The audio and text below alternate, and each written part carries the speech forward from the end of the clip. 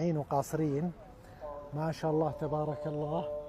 المحلات يعني شوفوا ما شاء الله، المحلات تاركينها مفتوحة، والبسطات والشغل، ورايحين للصلاة ما شاء الله عليهم، الله يقبل. طبعا تذكرون مرة قد جيت قبل 5 سنوات هنا، مو بهنا في الطريق، كانوا يدرسون من اللوح، يعني يدرسون قرآن الطلاب من اللوح الخشبي. ما شاء الله المسجد معبى فل، ما شاء الله تبارك الله. جامع كبير. طبعا انا مصلي بس بدخل اصور.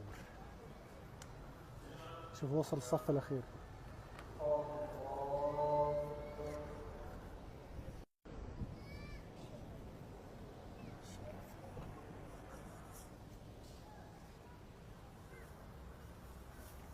مسجد جميل.